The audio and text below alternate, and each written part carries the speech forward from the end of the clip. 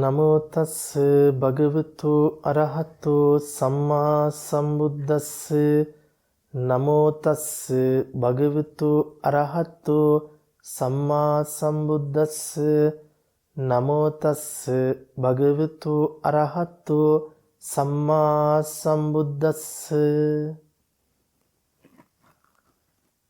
අද දවසේත් අරිය සංකතය සඳහම් සාකච්ඡා මාලාවේ ඊටාම වැදගත් සුවිශේෂී සාකච්ඡාවකටයි අපි සූදානම් වන්නේ. අපි විශේෂයෙන්ම මේ සාකච්ඡා මාලාවේ මුල ඉඳලා ගත්තොතින් දර්ශන භූමියට පත්වීම උදෙසා උපකාර වන විදිහට ඉවහල් වන විදිහට සතර සෝතාපට්ටි අංගයන්ගේ ඉඳලා කල්යාණ මිත්‍රයාගේ වැදගත්කම අපි සාකච්ඡා කරන්නට යෙදුණා. විශේෂයෙන්ම කල්යාණ මිත්‍ර සම්පත්තිය මතමයි මේ ශාසනය සම්පූර්ණයෙන් රඳා පවතින්නේ කියන කාරණාව අපි සාකච්ඡා කළා. එතකොට එතනදී විශේෂයෙන්ම අපි මතක් කරන්නට යෙදුණු කාරණාව තමයි කල්යාණ මිත්‍රයෙක් කියලා කියන්නේ අජීවී දෙයක් නෙවෙයි, සජීවීවම ලෞතර බුදුරජාණන් වහන්සේගෙන් ආරම්භ වෙලා මේ ශාසනයේ අවසන් වෙනතුරුම සම්පූර්ණයෙන්ම පවත්වාගෙන යන ආර්ය ශ්‍රාවක භූමිය බව. කිසිම කලක අපිට අශෘතවත් පෘතජ්ජන භූමියකින් ප්‍රත්‍යක් නොලබෙන බව කල්යාණ මිත්‍ර සම්පත්තියට. එතනින් එහාට අපි සම්පූර්ණයෙන් මේ සතර සෝතාපට්ටි අංග හතර වතාවකදී පූර්ණ වෙනව නෙවෙයි. කල්යාණ මිත්‍රයෙක් හමුවීම සද්ධර්ම ශ්‍රවණයක් තුල යෝනිසෝ මනසිකාරයේ ඉපදිලා ධම්මානුධම්ම පටිපදාවට අවතීර්ණ වෙන බව, ධර්මයේ අධර්මය තෝරගන්න බව, ප්‍රතිපදාව තෝරගන්න බව පිළිබඳව විශේෂ අවධාරණයට ලක් කළ සාකච්ඡා කළා. ඒ කාරණාව නැවත නැවත අපි මෙනෙහි කළා. සුවිශේෂී විදිහටම ඒ කාරණාව මතක තබා ගන්න ඕන. ඊළඟට අපි සාකච්ඡා කරන්නට යෙදුනා කිසිම කලක සම්මා දිට්ඨියටපත් නොවි භාවනාංගයක් මේ ආර්ය ශාසනයේ වැඩි නොහැකි බවත්, ආර්ය ශාසනය තුල භාවනාවක් සිද්ධ කරනවා නම් අනිවාර්යෙන් සම්මා දිට්ඨිකයාට පමණයි පුළුවන්කම ලැබෙන්නේ කියන එක සාකච්ඡා කළා. සම්මා දිට්ඨියෙන් තොර යම් සමාධියක් ඇද්දේ සම්මා සමාධිය නොවන බවත්, ඒ මිච්ඡා සමාධියක් බවත්, එය ලෝක විශේෂමයිති සංඛාර ධර්මයක් බවත් අපි සාකච්ඡා කරන්නට යෙදුනා. ආනිජ්ජාභි සංඛාරය පිළිබඳව පුළුල් විදිහට. ඊළඟට අපි සම්පූර්ණයෙන්ම හේතුඵල ධම සහ කර්මඵල ධම පිළිබඳ සාකච්ඡා කළා. කර්මයක් කර්මඵලයක් හේතුඵල ධමයට ඈඳා ගැනීම තුළ සිද්ධ වෙච්ච බරපතල වරද, දෝෂය. කර්මයේ කර්මඵලයේ කරපින්නගෙන හේතුඵල ධම අවබෝධය සම්පූර්ණයෙන් පසකට ගැනීම තුළ සිද්ධ වෙච්ච අනිසි විපාක, නිවන් මාර්ගයේ කොහොමද වැහුනේ කියන එක අපි සාකච්ඡා කළා. ඊළඟට අපි ගත්තොත් ඒ කර්මඵලය පටිච්ච සමුප්පාදයට ඈඳාගෙන භව තුනකට පටිච්චසමුප්පාදයේ කඩා ගැනීම තුළ සිද්ධ වෙච්ච දෝෂය, නිවන් මාර්ගයට සිද්ධ වෙච්ච හානිය පිළිබඳව අපි සාකච්ඡා කරන්නට යෙදුණා. එහෙනම් විශේෂයෙන්ම අපි අවධාරණයට ලක් කරගත්තා අපි ඒ කර්මඵලය ඈඳගෙන පටිච්චසමුප්පාදය විග්‍රහ කරගෙන අද දවසේ ආත්ම දෘෂ්ටියෙන් Tamanගේ තණ්හාව දුරු කරන්න කියලා හිතාගෙන මතු දුක නැති කරන්න, මතු නිවන් දකින්න අද මොනවා හරි ටිකක් අවිද්‍යාව තුලම ඉක්මෙමින්, අවිද්‍යාව තුලම ඉඳීමෙන් පුඤ්ඤාභි සංඛාර, අපුඤ්ඤාභි සංඛාර, ආනිජ්ජාභි සංඛාර කොයිතරම් වැඩුවත් ඒක අවිද්‍යා චක්‍රයේම බව, පටිච්චසමුප්පාද චක්‍රයේම බව අපි හොඳටම මතක තියාගත යුතුයි. ඉතින් ඒ නිසාම අපිට දර්ශනයේ වැහිලා ගිහිල්ලා වර්තමානයේ වන විට දර්ශනයේ වෙනුවට නිවන් දකින්න දැක්ම වෙනුවට අපිට ආගමික හුදු භක්තියක් ලබ්ධියක් පමණ ජීවිතයට එකතු වෙලා. කෙනෙකුට හිතෙන්න පුළුවන් අපි අන්තවාදී වෙලා ආගමික ප්‍රතිපදාව ඇතුළේ සිද්ධ වෙන බෝධි පූජාවට ගරහනවා, බුද්ධ පූජාවට ගරහනවා, බුද්ධ වන්දනාවට ගරහනවා, බෝධි වන්දනාවට ගරහනවා, චෛත්‍ය වන්දනාවට ගරහනවා, පිළිම වන්දනාවට ගරහනවා කියලා. මේ අපි ගැරහීමක් සිද්ධ කරනවා නෙවෙයි. අර්ථාන්විතව ඒ ටික සිද්ධ කළ යුතු බවයි ප්‍රකාශ කරන්නේ. අපි හිතමුකෝ අගක් මුලක් මැදක් දන්නේ නැතිව ධර්මයේ නොදක බුදුන් දකින්න බැරි බව උවත් අපි නොදන. අපිට හිතෙන විදිහට අපි හිතාගත්ත න්‍යායක් ඇතුළේ මෙන්න මේකයි ශාසනය කියලා අපේ තියෙන දුෂ්ටාන දෘෂ්ටි ගතයන්ට හිර වෙලා දරාගත්ත මතිමතාන්තර ඇතුළේ ඉඳලා අපි කරනු ලබන ක්‍රියාවන්හි තියෙන දෝෂ සහිත බව ගැනයි පෙන්වලා දුන්නේ. විශේෂයෙන්ම අපි ගත්තොත් අද වෙනකොට අපි පිරිත් දේශනාවක් ශ්‍රවණය කරන්නේ නිවනට ප්‍රත්‍යක් කියලා හිතලා නෙමෙයි. අපි පිරිත් සත්ගායනා කරන්නේ ඒකේ අරමුණට ගිහිල්ලා බලුවොත් අරමුණම දෝෂ සහිතයි.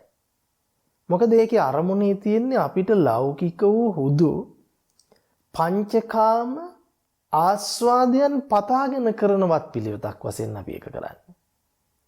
බෝධි පූජාව කරන්නේ සම්පූර්ණයෙන් පංචකාමයේ වතලා. අද අපි බලනකොට ආගමික කෝණය තුල ඉඳලා අපි කරන පින්කම් වල අරමුණ වෙලා තියෙන්නේ බුදුරජාණන් වහන්සේ මිදෙන්නට කියපු පංචකාමයේ පතනවා. පංචකාමයේ තියෙන ආදීනවේ පෙන්වලා දුන්නම අපි ඒකේ ආස්වාදයේම පතපතා. ඒකේ ආදීනවේ තේරුම් ගන්න බැරි මුලාසහගත තැනකින් අපි ඔබ උද්දීපනය කරනවා නම් ඒක බරපතල දෝෂයක්. ඒතර ඒ දෝෂේ පැහැදිලි කොටම අපි දැනගන්න ඕන. ධර්මයේ නොදක අපිට කවදාකවත් බුදුන් දකින්න බෑ. බුදුන් නොදක අපිට බෝධි වන්දනාවක්, බුද්ධ වන්දනාවක් කරන්න පුළුවන් කියලා අපි හිතන්නේ නෑ. කරන්න බෑ. ඒක කරනවා නම් හුදු අම්මුලිකා සද්ධාව ඇතුලේ කරන කොටසක්. ඒ නිසා තමයි අද වෙනකොට අපි ලාමක වූ පංචකාමයේ පතන තැනක් විදිහට පත් කරගෙන ඉවරයි පන්සල. ලාමක වූ පංචකාමයේ පතන තැනක් විදිහට පත් කරගෙන ඉවරයි බෝධි පූජාව. ලාමක වූ පංචකාමයේ පතන තැනක් බවට පත් කරගෙන ඉවරයි චෛත්‍ය වන්දනාව, කංචුක පූජාව. එතකොට අපි කල්පනා කරන්නට වෙනවා යන්නේ කොහෙද මල්ලේ පොල් වගේ ගිහිල්ලා හරියන්නේ නැහැ මේ ගමන. අපි යන මගක් නොදැන නොමග යන බවක් පේන්නට තියෙනවා. හුදු ආගමික ලබ්ධියක් පමණක් දරාගෙන යදින, පතන, වඳින, පුදන තැනකට මේ ශාසනය සීමා කරගෙන. ඒ නිසා කවදා හරි නිවන් දකින්න අද මොනවා හරි ටිකක් කර ඉන්නවා. ඒතර මම ඔබට කීවා අද දවසේ අපි සාකච්ඡාවට ලක් කරන්නේ විශේෂයෙන්ම ඊටාම වැදගත් මාතෘකාවක් පිළිබඳ. මේ බුද්ධ ශාසනයේ මූලික පදනම කිව්වොත් හරි. ඒ කියන්නේ ත්‍රිලක්ෂණ ධර්මය අවබෝධයට පත් කර ගැනීම උදෙසා අනිවාර්යෙන්ම අපි පංච උපාදානස්කන්ධය පිළිබඳව අධ්‍යයනය කළ යුතුමයි. ස්කන්ධ ධර්මයන් පිළිබඳ තේරුම් ගත යුතුමයි. රූප, වේදනා, සංඥා, සංඛාර, විඥාන පිළිබඳව මනාකොට අවබෝධයක් ඇති කර ගන්න ඕන. මොකද ධම්මචක්කප්පවත්තන වගේ සෑම සූත්‍රයක් පාසාම අපිට විග්‍රහ කරන්නේ චතුරාර්ය සත්‍ය කියන්නේ පංච උපාදානස්කන්ධය කියලා. දැන් අපි මෙහෙම හිතමුකෝ. අපිට චතුරාර්ය සත්‍ය කියලා කීවට පස්සේ අපේ ඔළුවට එනවා දුක පිළිබඳව. අපිට දුක පිළිබඳව එන ඔළුවට. එතකොට මේ දුක පිළිබඳව අපේ ඔළුවට ආවට පස්සේ අපි සම්පූර්ණයෙන්ම අපි දන්න තැනකින් දුක ගලප ගන්නවා. නමුත් බුදුරජාණන් වහන්සේ දුක විග්‍රහ කරන්නේ කොටින්ම සංක්ෂිප්තවම කියනවා නම් පංච උපාදානස්කන්ධය පැත්තේ. හරියට ගත්තොත් දුක යනු දුක්ඛ ආර්ය සත්‍ය නොවේ, දුක්ඛ ආර්ය සත්‍ය යනු දුක වේ. කියන්නේ ඔබ අපි හඳුනන දුක දුක්ඛ ආර්ය සත්‍ය කියන්න බෑ. දුක්ඛ ආර්ය සත්‍ය යටතට අපි ඔය කතා කරන දුක දාන්න පුළුවන්.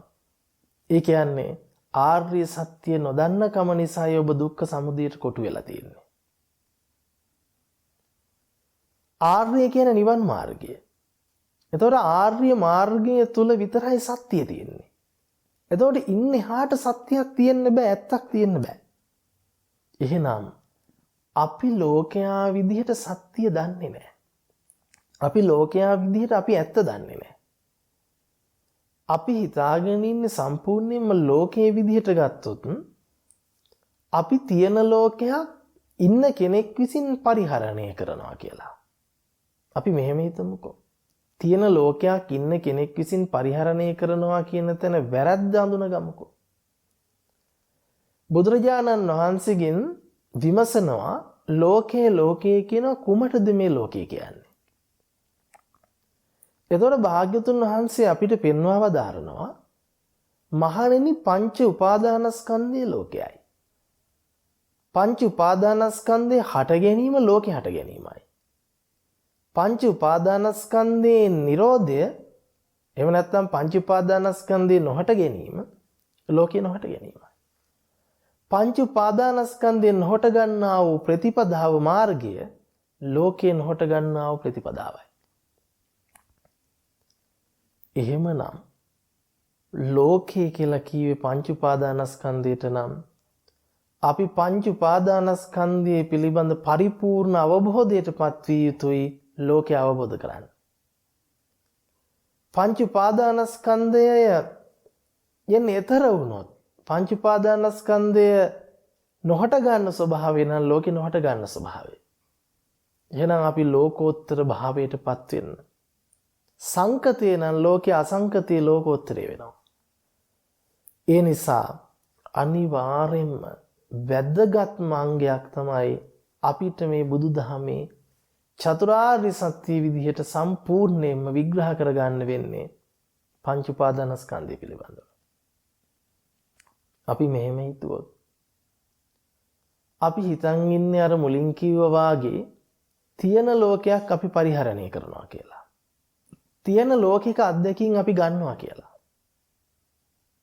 දැන් ඇත්තටම ගත්තට පස්සේ අපි ගත්තොතින් යමක් පිළිබඳව කෙනෙකුගේ රුචි අරුචිකම් වෙනස්. ප්‍රියමනාපකම් වෙනස්. දැන හඳුනා ගන්න මට්ටම වෙනස්.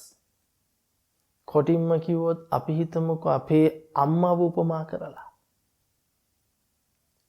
අපි අපේ අම්මා කියලා දකිනකොට අපිට මතක් වෙනවා මගේ අම්මා මේ විදිහයි මේ විදිහයි මම දකින්නේ මගේ ආදරණීය අම්මා කියලා. නමුත් ඒ අම්මා දිහා බලාගෙනම පියතුමා දකින්නේ ආදරණීය බිරිඳ විදිහට. තොර බිරිඳ මේ විදිහයි කියලා ගොඩනගලා බිරිඳ කියන කෝණයෙන් දකිනවා. තව අම්මගේ සහෝදරයක් අරගෙන බැලුවොත් තමන්ගේ නැගිනී විදිහට තමන්ගේ අක්කා විදිහට දකින්න පටන් ගන්නවා. අසල්වාසියෙක් ගත්තොත් අසල්වැසියෙක් විදිහට දකින්න කෝණයක් තියෙනවා. ඒතර තවත් කෙනෙක් ගත්තොත් නැන්දම්මා විදිහට දකින්න පුළුවන්. තව කෙනෙක් ගත්තොත් ආච්චි අම්මා විදිහට දකින්න පුළුවන්. තව කෙනෙක් දැක්කොත් සේවා ස්ථානයේ අහවල් නිලතරේ දලන නිලධාරිනියක් විදිහට දකින්න පුළුවන්. එතකොට අපි ගත්තොත් මෙන්න මෙතනදී ගත්තොතින් කෙනකෙනාගේ මට්ටමින් ගත්තොත් අපි මූලික වශයෙන් ඒ කෙනකෙනා දකින්න විදිහ සම්පූර්ණ වෙනස්. එතකොට කෙනකෙනාට පේන්නේ තම තමන්ගේ මට්ටමේ ඉඳලා බලනකොට තම තමන් දරාගත්ත සංකල්ප ටිකට අනුව දෘෂ්ටි ටිකට අනුව තමයි ඒ අම්මා කියන හඳුනා ගැනීම හඳුනා ගන්නට වෙන්නේ. ඒතර අපි කල්පනා කරලා බැලුවොත් ඒ අපි අම්මා කියලා හඳුනා ගන්නකොට තව කෙනා විවිධ කෝණ වලින් විවිධ සංඥා වලින් විවිධාකාර මිමි වලින් විවිධාකාර දැක්මවල වලින් හඳුනා ගන්නවා. එතකොට එහෙමනම් අපිට කියන්න බෑ කාටත් පොදු ලෞකික අත්දැකීමක් තියෙනවා කියලා. අත්දැකීමටම අපි දාගෙන තියෙනවා අම්මා කියලා, බිරිඳ කියලා, පුංචි අම්මා කියලා, අක්කා කියලා, නැන්දා කියලා. එතකොට අපිට පැහැදිලි අපි ඇත්තටම දකින්නේ අම්මවත්, පුංචි අම්මවත්, අක්කවත්, නැන්දම්මවත්, නිලධාරිනියක්වත් නෙවෙයි. අපි ඇත්තටම දකින්නේ තම තමන්ගේ දෘෂ්ටි ටිකයි තම තමන්ට දකින්න පුළුවන්කම ලැබෙන්නේ. එතකොට පෙනීම කවදාකවත් අම්මා වෙලා නෙවෙයි තියෙන්නේ. පෙනීම කවදාකවත් බිරිඳ වෙලා නැහැ. පෙනීම කවදාකවත් නැන්දා වෙලා නැහැ. පුංචි අම්මා වෙලා නැහැ. ආච්චි අම්මා වෙලා නැහැ. අක්කා නංගි වෙලා නැහැ. එතකොට අම්මා කරගත්තේ, බිරිඳ කරගත්තේ, තව පැත්තකින් ගත්තොත් පුංචි අම්මා කරගත්තේ, නැන්දම්මා කරගත්තේ, අක්කා නංගි බවට පරිවර්තනය කරගත්තේ අන්න පංච උපාදානස්කන්ධ ලෝකයේ අත්දැකීම ඇතුලේ. ඒකට කියනවා අපි ස්කන්ධ ලෝකය කියලා. එතකොට එහෙම බලනකොට කෙනකෙනාගේ ලෝක අත්දැකීම එකක් කියලා ගන්න බෑ. අපි අන්තිමට බැලුවොත් ඒ පෙනීමම අපි සිද්ධ කරගන්නේ අර දෘෂ්ටි ටිකෙන් මට පේනවා කියන තැනකින් ගන්න. කියන්නේ අපිට හිතෙන හිතලු ටික එහෙම නැත්නම් අපි දන්නා ටික කියලා ගත්තොත් හරි. අපි හිතන් ඉන්නවා අපි දන්නා බව තමයි ඇත්ත කියලා. හැබැයි අපි දන්නා බව නම් ඇත්ත. මගේ අම්මම වෙන්න එපයි ඇත්ත. අනිත් පැත්තෙන් ගත්තොත් බිරිඳම වෙන්න එපයි ඇත්ත. පුංචි අම්මම වෙන්න එපයි ඇත්ත. නැන්දම්මම වෙන්න එපයි ඇත්ත. අක්කම වෙන්න එපයි ඇත්ත. හැබැයි ඒක නෙවෙයි ඇත්ත. එහෙනම් අපි තීරුම් ගන්න ඕන මම දකිනවා මගේ අම්මා කියන එක දෝෂ සහිතයි. මම දකිනවා මගේ පුංචි අම්මා කියන එක දෝෂ සහිතයි. දෝෂ සහිතයි කියන්නේ ඒක යථාර්ථය නෙවෙයි. එහෙනම් ඒ යථාර්ථය අතික්‍රමණය කරමින් තම තමන් ගොඩනගාගත්ත දිග පළල උස මහත හැඩහුරුකම් ගති ලක්ෂණ කියන ටික තමයි සමපාත කරලා බලලා තියෙන්නේ. ඒතකොට අපිට කියන්න වෙනවා ඒක තමයි ලෝකේ බවට පත් වෙලා තියෙන්නේ. ඒක තමයි තමන් බවට පත් වෙලා තියෙන්නේ. තමන්ගේ බවට පත් වෙලා තියෙන්නේ. මගේ අම්මා වෙලා තියෙන්නේ. මගේ බිරිඳ වෙලා තියෙන්නේ. මගේ නැන්දම්ම වෙලා තියෙන්නේ. මගේ පුංචි අම්මා වෙලා තියෙන්නේ. මගේ අක්කා වෙලා තියෙන්නේ. මගේ නංගි වෙලා තියෙන්නේ. අන්තිමට බැලුවොත් අන්නේ දෘෂ්ටි ටික. ඒ ගොඩනගාගත සංඥා ටික. එහෙනම් අපි කල්පනා කරගත්තොත් ඒ විඳීම් හඳුනා ගැනීම දැන ගැනීම ටිකම අම්මා වෙලා මං වෙලා. කියන්නේ මගේම අම්මා වෙලා මමත්වෙන් අරගෙන. ඕක තමයි ප්‍රශ්නේ. එහෙනම් අපිට පැහැදිලි තියෙන දේම පේනවා කියලා කියන්න බෑ. එහෙනම් කාටත් පොදු ලෝකයක් තියෙනවා කියලා කියන්න බෑ අපිට. කාටත් පොදු ලෝකයක් නම් එකම විදිහ වෙන්න ඕන පොදුවේ. එකම විදිහ වෙන්න ඕන දැන ගැනීම හඳුනා ගැනීම ටික පොදුවේ. එකම විදිහ වෙන්න ඕන ප්‍රියමනාපකම් පොදුවේ. එකම විදිහ වෙන්න ඕන රුචි අරුචිකම් ටික පොදුවේ. නමුත් ඒක පොදු වෙන්නේ නැහැ. එහෙනම් අපි කල්පනා කරලා බලන්න වෙනවා මේ පංච උපාදානස්කන්ධය කියලා කියන්නේ සාපේක්ෂව ගොඩනැගෙන දෙයක්. පොදු දෙයක් නෙවෙයි. ඒක සාපේක්ෂයි. අපි දැනට ගමු කෙනකෙනාට කියලා.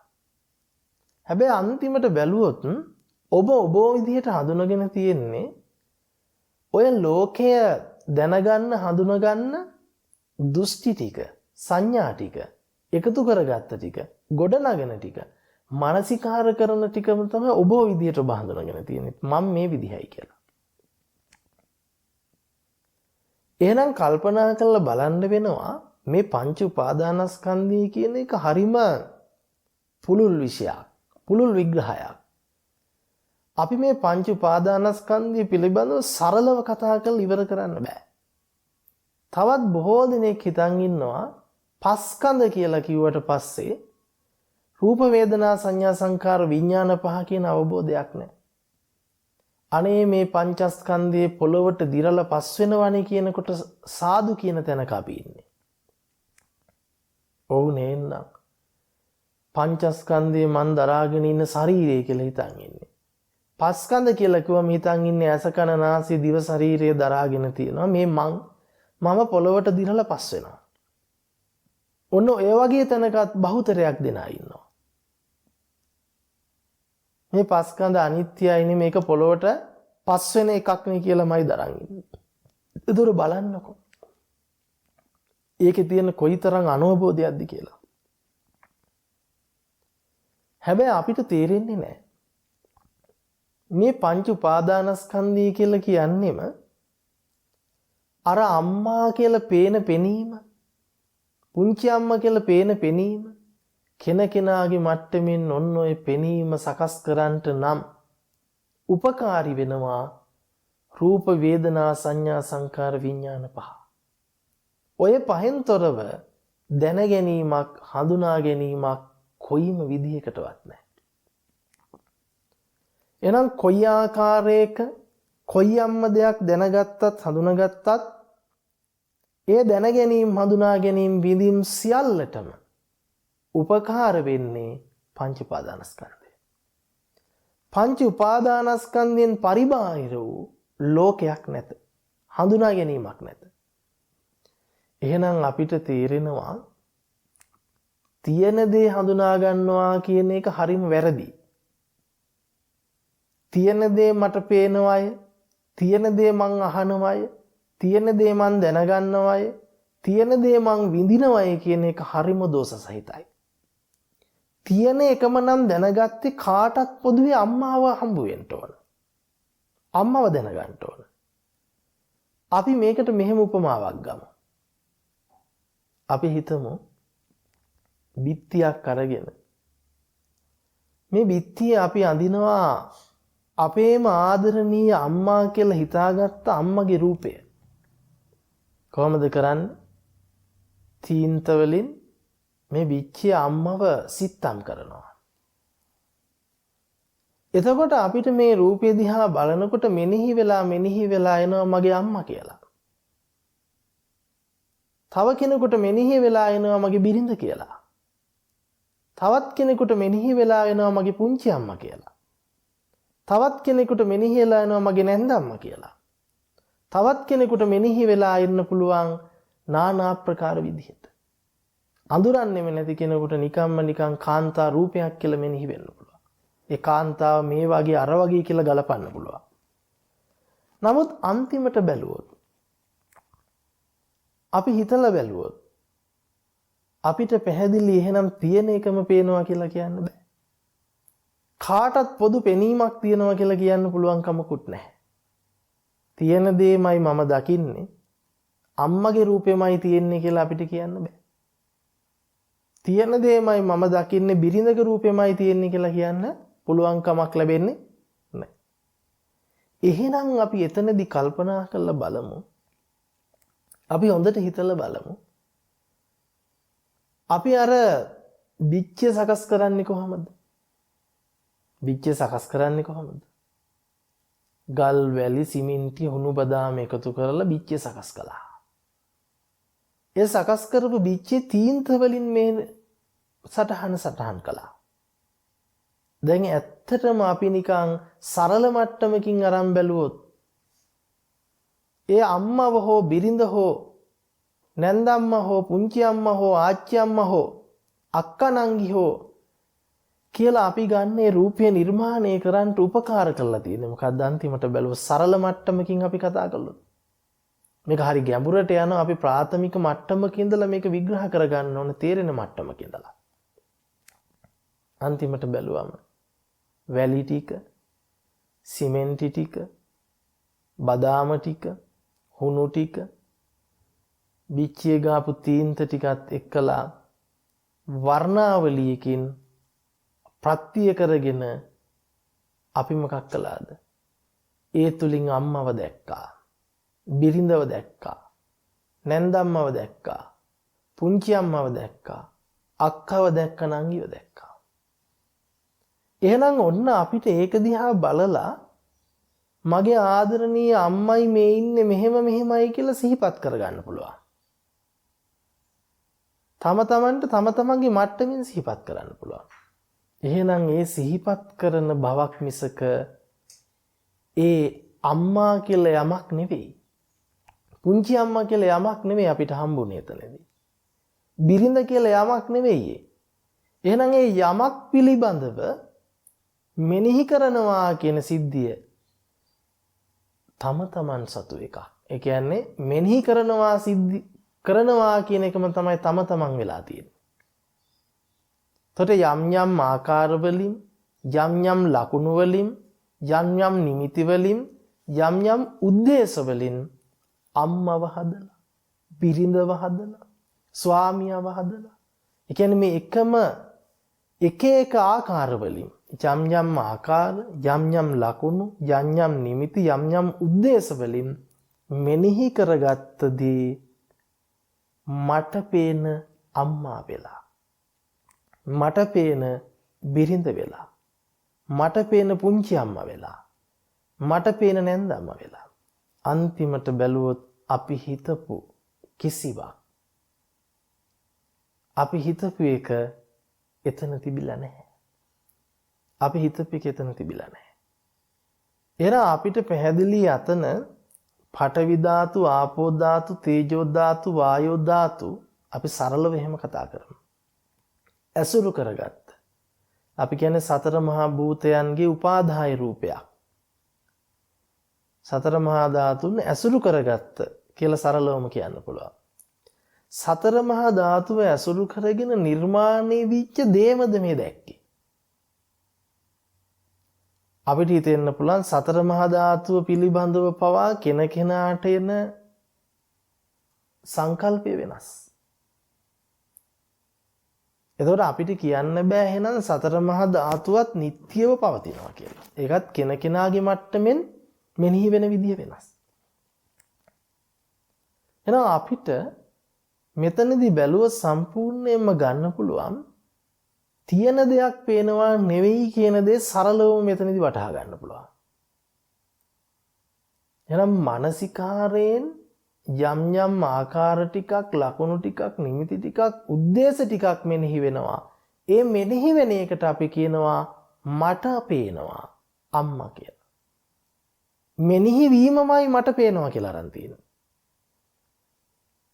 අම්මා පේනවා කියලා ගත්තත්, බිරිඳ පේනවා කියලා ගත්තත්, නැන්දම්මා පේනවා කියලා ගත්තත්, පුංචි අම්මා පේනවා කියලා ගත්තත්, කවුරුන් පෙනෙනවා කියලා ගත්තත් මෙනෙහි වීමම අසවල් දේ පෙනෙන්නේ මට කියලා අරගෙන තියෙනවා. ඕකම තමයි සිද්ධාන්තය. දැන් එහෙනම් අපි බැලුවොත් මගේ ආදරණීය අම්මගේ කෙස් කියලා ගිහිල්ලා අපි ඇල්ලුවොත් අපිට කෙස් අහු වෙනවද? කෙස් කියලා හිතාගෙන ඇල්ලුවොත් ලොම් නිය දත් සම්මස් මගේ අම්මව කියලා හිතාගෙන ඇල්ලුවොත් අපි අල්ලන්නේ මොකද්ද? අපි අල්ලන්නේ බිච්චිය නේද? තින්ත ටික අහු වෙන්නේ නැහැ. අපිට අහු වෙන්නේ බිච්චිය කියන එක පැත්තක තියලා බැලුවොත් තද ගතියක්. එතකොට මගේ ආදරණීය අම්මා කියලා හිතාගත්ත ස්වභාවයට ගිහිල්ලා බැලුවොත් ඔබ ඇත්තම කියලා හිතන තැනට ගිහිල්ලා මගේ අම්මගේ කෙස් කියලා අල්ලලා බැලුවත් අහු වෙන්නේ තද ගතිය. එහෙනම් කෙස් කියලා හිතන බවක් තියෙනවා. මගේ ආදරණීය අම්මගේ කෙස් වෙලා කෙනෙකුට. මගේ ආදරණීය බිරිඳගේ කෙස් වෙලා. තව කෙනෙකුට පුංචි අම්මගේ කෙස් වෙලා නැන්දම්මගේ කෙස් වෙලා. එහෙනම් කවදාකවත් කාටවත් කෙස් අල්ලනවා කියලා හිතාගත්ත බවක් තියෙනවා මිසක් කෙස් නම් අල්ලලම ඒක දැන ගැනීම මාත්‍රයක්. එතකොට ඒ දැනගත්ත දේ නෙමෙයි ඇත්තටම මෙනෙහි කරලා තියෙන්නේ. එතකොට මෙනෙහි කිරීම කියන එක මම වෙලා තියෙනවා ලෝකෙ වෙලා තියෙනවා. දැන් බලන්නකෝ තමන්ගේ ලෝකෙ තමන්ගේ අම්මා වෙලානේ. තව කෙනෙකුට ලෝකෙ බිරිඳ වෙලා. එහෙනම් ඔන්න ඔය ගොඩනැගීමට අපි කියනවා ලෝකය කියලා. ඒ ගොඩනැගෙන ලෝකෙට අපි කියනවා පංච උපාදානස්කන්ධ අධ්‍යක්ීම කියලා. ඔය ලෝකෙ ගොඩනැගුවේ කොහෙන්ද? ඔය රූප ලෝකෙ ගොඩනැගුවේ. විඳීම්, හඳුනා ගැනීම දැන ගැනීම ඔස්සේ අපි එතකොට කල්පනා කරන්න වෙනවා සම්පූර්ණයෙන්ම මේ පංච උපාදානස්කන්ධය කියනකොට කෙනෙක් තුල සිද්ධ වෙන යමක් කියලා කිසිසේත්ම ගන්න පුළුවන් කමක් නැහැ. කෙනෙක් තුල සිද්ධ වෙන යමක් කියලා කිසිසේත්ම ගන්න පුළුවන් කමක් නැහැ. අපි හිතමුකෝ අර බිච්චිය කුඩු පට්ටම් කරලා දානවා. අර චිත්‍රය අඳපු බිච්චිය කුඩු පට්ටම් කරලා දානවා. දැන් එතකොට ඔබට අම්මව හම්බ වෙනවද? බිරිඳව හම්බ වෙනවද එතන? නැන්දම්මව හම්බ වෙනවද? පුංචි අම්මව හම්බ වෙනවද? දැන් අපිට කියන්න පුළුවන් අනේ මගේ අම්මගේ රූපේ කඩලා බිඳලා විනාශ කළා. මගේ බිරිඳගේ රූපේ කඩලා බිඳලා විනාශ කළා. මගේ පුංචි අම්මගේ රූපේ නැන්දම්මගේ රූපේ කඩලා බිඳලා විනාශ කළා. දැන් අපි හිතමු ඕක කුඩු කරලා කුඩුම කරලා අලු කරලා. දැන් අපි ගිහිල්ලා අලු දිහා බලලා බැලුවොත් අපිට හම්බ වෙනවද අම්මා විච්චාලු? පුංචි අම්මා විච්චාලු? බිරිඳ විච්චාලු? නෑනේ. අපිට අල්ලලා බැලුවොත් අපිට අහුවෙයි අපිට කියන්න පුළුවන් ඒ දැන ගැනීමට තද ගතිය කියලා මෙනෙහි කරගන්න පුළුවන්. හැබැයි තද ගතිය කියලා මෙනෙහි කරගන්න බවකුත් තියෙනවා. නමුත් දැන ගැනීමට අපි මොකක් කළාද? තද ගතිය කියලා මෙනෙහි කළා. දැන ගැනීම ඇති කල්ලිමයි මෙනෙහි කිරීම. එතකොට පෙනීම ඇති කල්ලිමයි අපේ අම්මා බඳු රූපයක් මතක් කර ගැනීම. නේද? පෙනීම ඇති කල්ලිමයි අපි මොකද්ද? බිරිඳ බඳු, නැන්දම්මා බඳු, පුංචි අම්මා බඳු රූපයක් බවට පරිවර්තනය කර ගැනීම තිබුණා. එහෙනම් ඇත්තටම අතනදී අම්මව කුඩු වෙලා බිඳිලා ගියාද අම්මගේ රූපේ කියලා අපි හිතාගත්ත බව මිසක්. එහෙනම් ඇත්තටම මෙතන කුඩු වෙලා බිඳිලා ගිය අම්මගේ රූපෙද, පුංචි අම්මගේ රූපෙද, නැන්දම්මගේ රූපෙද, බිරිඳගේ රූපෙද? එතකොට බලන්න ඒ අහවලාගේ රූපේ බිඳිලා කැඩිලා ගියා කියන එක තම තමන් විසින් මෙනෙහි කරගත්ත ස්වභාවය. ඒ මෙනෙහි කරගත්ත ස්වභාවයම තම තමන් වෙලා මෙනෙහි වුන් නැත්තම් තමන් මෙනෙහි කරනවා කියලා හිතා ගන්න බෑ. මෙනෙහි කරන ස්වභාවයම තම තමන් වෙලා තියෙනවා. එහෙනම් එතනදී අපි කල්පනා කරන්න වෙනවා. අපි හිතාගෙන ඉන්න හැබෑම අම්මව අපි හිතමු මැරිලා අපි ඒ දේහය ගිනි තියලා අන්තිමට අලු තියනවා. දැන් අපි කියන්නේ කාගේ අලු කියලාද? කාගේ අලු කියලාද කියන්නේ? අම්මගේ අලු. නේ? බිරිඳගේ අලු. පුංචි අම්මගේ අලු, නැන්දම්මගේ අලු. හැබැයි දැන් එතන අපිට අම්මෙක් හොයන්න පුළුවන්ද? බිරිඳක් හොයන්න පුළුවන්ද? පුංචි අම්මෙක් හොයන්න පුළුවන්ද? බෑ නේද? එහෙනම් අන්තිමට ගත්තත් අපිට එතනදිවත් බිරිඳ කියලා එකක් හම්බ වෙන විදිහක් නැහැ. අම්මව හම්බ වෙන්නේ නැහැ. හැබැයි ස්වરૂපය වෙනස් කරගත්තම අපි කියනවා ජීවත් වෙන අම්මා, මැරිච්ච අම්මා, අලු විච්ච අම්මා. ජීවත් වෙච්ච බිරිඳ, මැරිච්ච බිරිඳ, අලු වෙච්ච බිරිඳ. එතකොට ඇත්තටම ගත්තොත් මේ බිරිඳ කියන එක, අම්මා කියන එක, පුංචි අම්මා කියන එක මෙනෙහි වෙන ස්වභාවයම Taman වෙලා, Tamanගේ ලෝකෙ වෙලා, මගේ වෙලා මං කරගෙන. එහෙනම් අපිට එතනදී සරලව තේරෙන්න ඕන. මේ ලෝකේ අම්මා බඳු රූප තියෙන විදිහක් නැහැ. පුංචි අම්මා බඳු රූප, බිරිඳ බඳු රූප, නැන්ද අම්මා බඳු රූපයක් තියෙන විදිහක් නැහැ. ඒක සම්පූර්ණයෙන්ම අපිට කියන්න පුළුවන් මෙනෙහි කරගත්ත ස්වභාවයක්. දෘෂ්ටි ටික. ඒ දෘෂ්ටි ටික මෙනෙහි කරන එකටම මම කරගෙන, මගේ කරගෙන. එතකොට අපිට අර බිච්චියේ හිටපු අම්මයි, අම්මගේ රූපේ, සැබෑ අම්මගේ රූපේ කියලා ගත්ත තැන කිසිම වෙනසක් නැහැ බැලුවා. ඇල්ලුවම තදයි කියලා අල්ලන්න පුළුවන්. අම්මා කියලා හිතන්න පුළුවන්. ඕක තමයි යථාර්ථය. එතකොට එහෙමනම් අපි කල්පනා කරන්න වෙනවා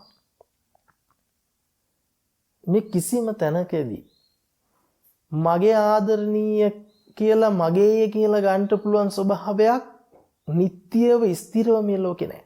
එහෙම ගැනීමට නිසි නෑ අනිසි. ගැනීම සුදුසු නෑ. ඒ ගන්න එකම තමයි දෝෂ සහිත බව. වැරද්ද. එතකොට අපි කල්පනා කරලා බලමු පෙනීමම ඇහිීමම දැනීමම දැන ගැනීමම අපි ගරන් තියෙන්නේ දෝෂ සහිතව. දෝෂ සහිතවම කියන්නේ පෙනීමම අම්මා වෙලා. පෙනීමම බිරිඳ වෙලා. පෙනීමම පුංචි අම්මා වෙලා. පෙනීමම නැන්ද අම්මා වෙලා. එතකොට බලන්නකෝ ඒක කොයිතරම් දෝෂයිද කියලා. කොයිතරම් වැරදිද කියලා. ඔන්න ඔය වැරද්ද මත ඉඳලා නේද මගේ අම්මා වෙනුවෙන් දුක් වෙන්නේ සතුටු වෙන්නේ. මගේ බිරිඳ වෙනුවෙන් දුක් වෙන්නේ සතුටු වෙන්නේ. මගේ පුංචි අම්මා නැන්දම්මා වෙනුවෙන් දුක් වෙන්නේ සතුටු වෙන්නේ. මගේ අක්කා නංගි වෙනුවෙන් දුක් වෙන්නේ සතුටු වෙන්නේ. අන්තිමට බැලුවොත් හුදු මඤ්ඤණාවක් තුල දුක් වෙනවා සතුටු වෙනවා. දුක සතුට බෙදා ගන්නවා. එතකොට ඒ මඤ්ඤණාවම ඒ ගොඩනගා ගැනීමම ඒ මෙනෙහි කිරීමම අම්මා වුණා විතරක් නෙවෙයි මගේ වුණා. මං වුණා මටයි පෙනෙන්නේ වුණා. මටයි ඇහෙන්නේ වුණා. මටමයි දැනෙන්නේ වුණා. මම්මයි දැනගන්නේ වුණා. ඕක තමයි ස්වභාවය. ඕක පෙනීමට පමණක් නෙවෙයි. ඕක ඇහිීමටත් දැනීමටත් දැනගැනීමටත් සිතීමටත් පොදුයි. එහෙනම් අපි කල්පනා කරන්නම වෙනවා. අපි හිතන්නම වෙනවා. අපි මෙනෙහි කරන්නම වෙනවා. සම්පූර්ණයෙන්ම ලෝකය කියලා කියන්නේ මෙහෙනම් ඔය පෙනීමත් එක්කලා මෙනෙහි කරන ටික. ඇහිීමත් එක්කලා මෙනෙහි කරන ටික. දැනීමත් එක්කලා මෙනෙහි කරන ටික. දැනගැනීමත් එක්කලා මෙනෙහි කරන ටික. ඕකට කියනවා අපි පංච උපාදානස්කන්ධය කියලා. ඔකට කියනවා පංච උපාදානස්කන්ධය කියලා. ඒ පංච උපාදානස්කන්ධය තමයි අපිට ලෝකෙ වෙලා තියෙන්නේ.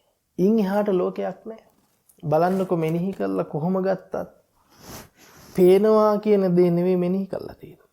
නමුත් අපි හිතන් ඉන්නවා ඒ මෙනෙහි කරන ටිකමයි ඇත්ත කියලා. මෙනෙහි කරන ටිකමයි යථාර්ථය කියලා. ඒ මෙනෙහි වෙන ටිකම මං කරගෙන ඇත්ත කරගෙන ඕකත් එක්කලා තමයි අපි දුක්ඛ සමුදයට අහු වෙන්නේ. මොකද ඒක තමයි ලෝක සමුදය. ඒක තමයි පංච උපාදානස්කන්ධ සමුදය කියලා කියන්නේ. එහෙනම් අපි කල්පනා කරන්න වෙනවා පංච උපාදානස්කන්ධය කියලා කීවට පස්සේ ඒක කිසිසේත්ම අපිට ගන්න පුළුවන් කමක් නැහැ කෙනෙක්ගේ කියලා. පංච උපාදානස්කන්ධය කිව්වට පස්සේ අපිට ගන්න බෑ ඒක නිට්ටියව පවතින යමක් කියලා. මොකද ඒක මෙනෙහි වෙන ස්වභාවයක් මිසක් මෙනෙහි වෙන ස්වභාවයෙන්ම යමක් කරගෙන තමන් කරගෙන තියෙනවා. බලන්න මානසිකාරයේම අම්මා කියලා යෙදිච්ච මානසිකාරයේම යමක් කරගෙන අම්මා කියලා ඒ මානසිකාරයේම මගේ කරලා මගේ අම්මා වෙලා. එතකොට මාහි අම්මයි දෙක ගොඩනගලා තියෙන්නේම ලෝකේ හදලා තියෙන්නේම මේ මානසිකාරය තුල. එතකොට මෙනෙහිවීමම බිරිඳ වෙලා. ඒ මෙනෙහිවීමම මං වෙලා. මගේ ආදරණීය බිරිඳ වෙලා. එතකොට මමයි බිරිඳයි අතර ලෝකේ හදලා තියෙන මෙනෙහි කිරීම තුල. මෙනෙහිවීමම නැන්දම්ම වෙලා. මම වෙලා. මායි නැන්දම්මයි අතර සම්බන්ධය හදලා තියෙන මානසිකාරය තුල ඒකම ලෝකේ වෙලා. එහෙනම් එතකොට අපිට පැහැදිලි යම් යම් ආකාර වලින් ලකුණු වලින් නිමිති වලින් උද්දේශ වලින් මෙනෙහි කරගන්න එක යමක් කරලා මම කරලා ලෝකේ කරලා ඔන්න ඔය විදිහටයි ලෝක නිර්මාණය තියෙන්නේ. පංච උපාදානස්කන්ධ නිර්මාණය තියෙන්නේ. ඕකම තමයි දුකේ හට ගැනීම කියලා කියන්නේ. ඒකත් එක්කලා තමයි වේවා අනේ මගේ අම්මා මෙහෙම ඉන්න ඕන, මගේ බිරිඳ මෙහෙම ඉන්න ඕන. දැන් හදා ගන්න එක. හැබැයි අත්තටම බැලුවට පස්සේ මම ඒක නිත්‍ය කරගත්තට, ඒක මගේ අම්මමයි කියලා නිසි විදිහට ගත්තට අනිසි දෙයක්මයි නිසි විදිහට අරගෙන තියෙන්නේ. ඒ ගැනීමේ වැරද්දක් තියෙනවා. අන්නේ වැරද්ද නොදන්නාකම නිසාමයි අපි මේ පංච උපාදානස්කන්ධී ග්‍රහණයට නතු වෙලා තියෙන මමත්වය. මේක තමයි අපි ස්කන්ධ ලෝකයේ පිළිබඳව නොදන්නාකම කියලා කියන්නේ, නොදන්න පැත්ත කියලා කියන්නේ. ඒතර අපි මෙහෙම හිතමුකෝ. අපි ගොඩක් වෙලාවට පංච උපාදානස්කන්ධයේ විදිහට තවමත් ලෝකය දකින්නේ අම්මා කියලා රූපයක් ලෝකේ තියෙනවා. මම් කියලා කෙනෙක් ඒ රූපේ දකිනවා. ඒ දකින්න විදිහ තමයි පංච උපාදානස්කන්ධය කියලා අරන් තියෙන්නේ. ඒ රූපය වින්දනය කරන විදිහ, වේදනාව විදිහට. ඒ රූපේ හඳුනා ගන්න විදිහ, රූපේ තියෙන වින්දනය හඳුනා ගන්න විදිහ සංඥා විදිහට. ඊට පස්සේ අරන් තියෙන්නේ මොකද්ද? ඒ හඳුනා ගන්න විදිහ දරා ගැනීම සංඛාරයේ විදිහට, විඥානේ මං විදිහටත් අරගෙනයි ගොඩක් වෙලාට කටයුතු කරන්නේ. මම මගේ විඥාණයෙන් අම්මව බලනවා. ඒක තමයි සංඛාරයේ විදිහට අරන් තියෙන්නේ. එතකොට අම්මව බලනකොට අම්මගේ ස්වභාවය විඳීම හඳුනා ගැනීම තමයි වේදනා සංඥා විදිහට ලෝකයා දැකලා තියෙන්නේ. එතකොට උට ලෝකයක් නිට්ටිය වෙලා, අම්මවත් නිට්ටිය වෙලා, මමත් නිට්ටිය වෙලා. හැබැයි අන්තිමට බැලුවොත් අපිට නිට්ටිය වූ අම්මෙක් ලෝකේ අඳුන ගන්න බෑ. ඒ මෙනෙහි වෙන නානාත් ආකාරයේම, ඒ හඳුනා ගන්න ආකාරයේම, දැනගන්න මානසිකාරයේම අම්මා කරගෙන, මාව කරගෙන, ලෝකයක් බවට පත් කරගෙන මේ තියෙන්නේ මඤ්ඤණා කරගෙන. දුෂ්ටානු දුෂ්ටු ගතියක් විදිහට මේක ගොඩනගාගෙන තියෙනවා. එහෙනම් අපි කල්පනා කරන්න වෙනවා. අපිට හිතන්න වෙනවා. මේ අපි ලෝකේ අඳුනගන්න දැනගන්න විදිහ තමයි දුක නිර්මාණය කරන්නේ. ඒ දැනගන්න හඳුනගන්න විදිහමයි ලෝකය නිර්මාණය කරන්නේ. පංච උපාදානස්කන්ධය නිර්මාණය කරන්නේ. එහෙම නැතුව තියෙන ලෝකයක් ඉන්න මම විසින් දැනගන්නවා, හඳුනගන්නවා. ඒ තියෙන ලෝකෙක මම කියලා කෙනෙක් ජීවත් වෙනවා කියලා ගත්ත එක තමයි වැරද්ද. ඒ වැරද්ද තමයි අපිට අඳුනගන්න බැරි. ඒක අඳුනගන්න බැරි නිසාමයි ඊයේත් තිබුණු ලෝකෙක, අදත් තියෙන ලෝකෙක, මතුවටත් තියෙන ලෝකෙක ඊයේ ඉඳලා ජීවත් වෙච්ච මං අදත් ඉන්නවා, මතුවටත් ගමන් කරනවා කියන තැනකටපත් වෙලා තියෙනවා. මේක තමයි භයානකකම. අපිට මේ භයානක බව තේරෙන්නේ නැහැ. එතකොට මේ ස්කන්ධ පංචකය විග්‍රහ කරගන්නකොට ඔබේ තේරුම් ගැනීමේ පහසුවටයි මම මේ උපමා සාධක ටික අරගෙන විග්‍රහ කරන්නේ. නැත්තම් කෙනෙකුට හිතෙන්න පුළුවන් මේක මේ කියන්න හදන්නේ අම්මෙක් නෑ, අප්පෙක් නෑ කියලා නියත මිත්‍යා දෘෂ්ටියද කියලා. නැත. අපි කොයිම කලකවත් අම්මෙක් නැත කියලා නෙමෙයි මේ කියන්නේ හැදුවේ. අම්මා හැදෙන විදිහ ගැන කියන්නේ හැදුවේ. එතකොට බිරිඳ හැදෙන විදිහ ගැන කියන්නේ හැදුවේ ලෝක නිර්මාණය වෙන විදිහ. ඒතරේ ලෝකේ නිර්මාණය වෙන විදිහට තමයි අපි කියන්නේ පංච උපාදානස්කන්ධයේ බිහිවීම කියලා. ඒතරේ ඒ පිළිබඳව මනාකොට අපිට අවබෝධයක් තියෙන්න ඕන. මනාකොට අපිට තේරුමක් තියෙන්න ඕනේ පිළිබඳව. නැත්තම් අපිට කවදාකවත් මේක ලියා ගන්න බෑ. එහෙනම් අපිට තේරෙන්න ඕන පංච උපාදානස්කන්ධ අධ්‍යක්ීම කියලා කියන්නේ කෙනෙක් තුල සිද්ධ වෙන යමක් නෙවෙයි කියලා.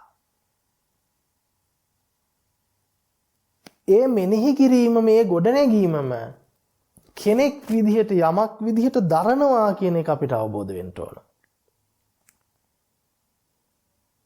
එහෙනම් ඇත්තටම අර බිච්චිය කුඩුපට්ටම් කරලා විනාශ කළාම මගේ අම්මා මැරුණා කියලා දුක් වෙන්නේ නැහැ. හැබැයි ඒක බිච්චියක් කියලා දන්නවා. එතන අම්මා නැහැ කියලා දන්නවා.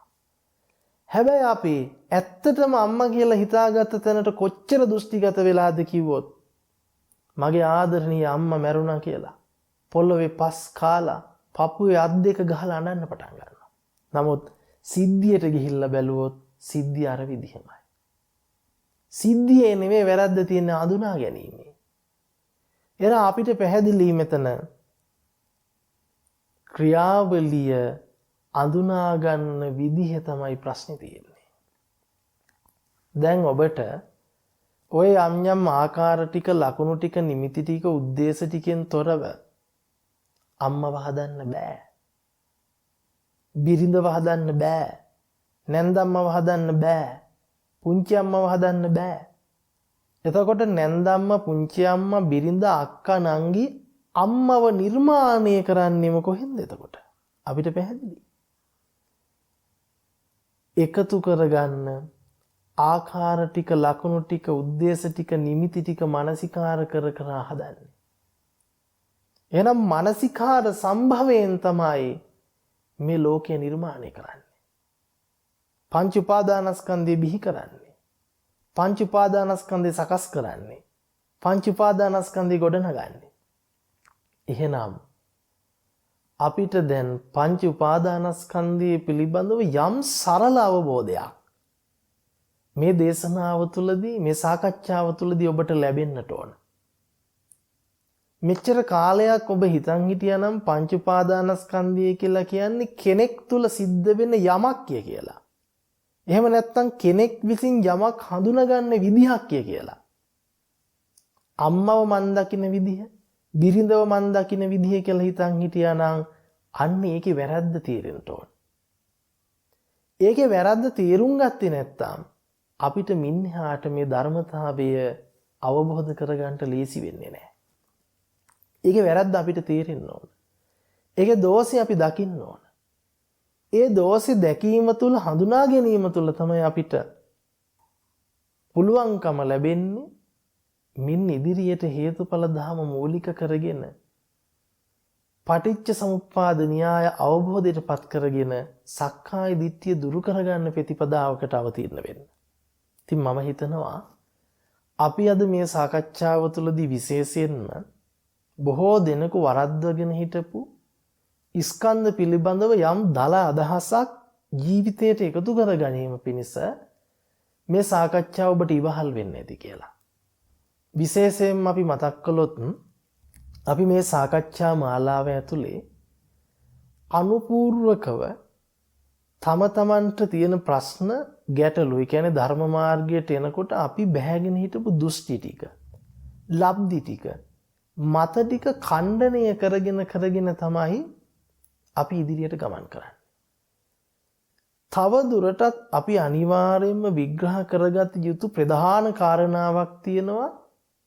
මේ මම කියලා කෙනෙක් ඉඳගෙන ලෝකෙ දකින්නවයි කියන දෘෂ්ටිය හරි ප්‍රබලයි. මම කියලා කෙනෙක් ඉඳගෙන මේ ලෝකේ ජීවත් වෙවි ලෝකෙ පරිහරණය කරන බවට තියෙන දෘෂ්ටිය හරිම ප්‍රබලයි. පංච උපාදානස්කන්ධය පිළිබඳව තියෙන අනවබෝධය නිසා, අවබෝධයේ අඩුකම නිසාමයි අපි මේ වගේ තැනකට වැටිලා තියෙන්නේ. ඒ නිසායි අපි අර මුලින් කීවා වගේ ආත්මීය දෘෂ්ටියෙන් කර්මඵලයෙන් මේක ගලප ගන්න දැඩිසේ නැඹුරු වෙලා තියෙන්නේ.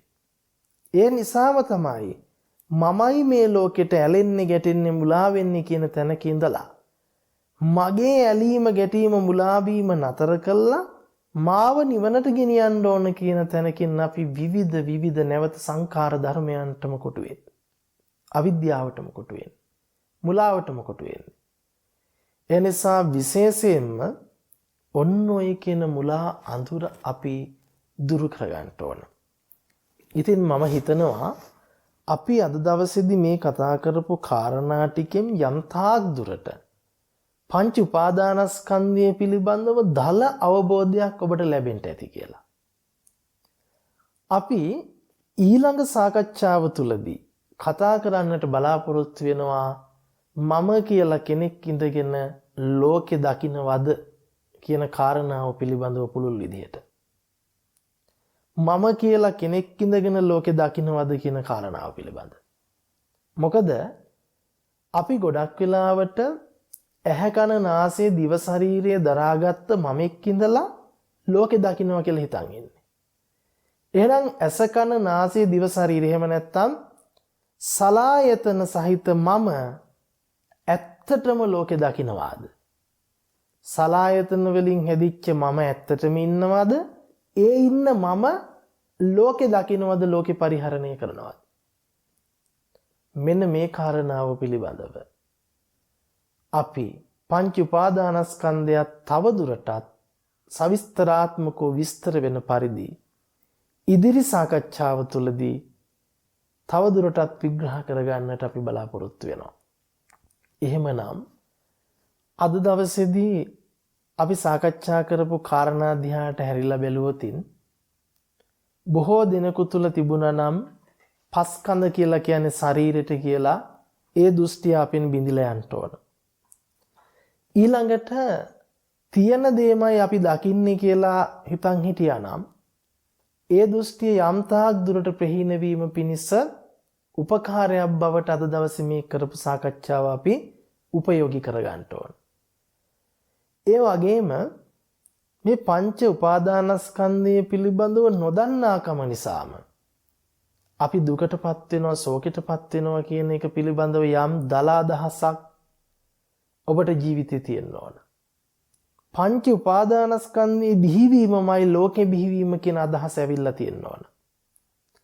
පංච උපාදානස්කන්ධයේ සකස් වීමමයි දුකේ සකස් වීම කියලා අදහස ඇවිල්ලා තියෙන්න ඕන. එහෙනම් පංච උපාදානස්කන්ධයේ සකස් වීම කියලා කියන්නේ මෙනෙහි වීම තුලමයි සිද්ධ වෙන්නේ කියන අදහසත් අපිට මේ සාකච්ඡා කරපු කාරණා තුලින් ජීවිතේට ලැබෙන්නට ඕන. ඉතින් විශේෂයෙන් මතක් කරනවා මේ සාකච්ඡා මාලාව මේ විදිහට සිද්ධ කරගෙන යනකොට පැහැදිලි කරන යම් යම් කාරණා පිළිබඳව ඔබට යන්න අපැහැදිලි තැනක් තියෙනවා නම් ඒ පිළිබඳව අපිට මේ ප්‍රඥා නාලිකාව තුලින්ම අපිව ඔබට පුළුවන් අපිව දැනුවත් කරන්න. තොර අපිට පුළුවන් ඒ ඔබේ ප්‍රශ්නත් ගැටලුත් ඒ දැනුවත් කිරීමත් ඇසුරු කරගෙන තවදුරටත් ඒ කාරණා නිවැරදි කරගන්නට තේරුම් බේරුම් කරගන්නට අවශ්‍ය විදිහට ප්‍රායෝගිකව ඒ කාරණා පිළිබඳ නැවත නැවත සාකච්ඡා කරමින් ඒ පිළිබඳව විමසමින් මේ සාකච්ඡාව දිගට අරන් යන්න.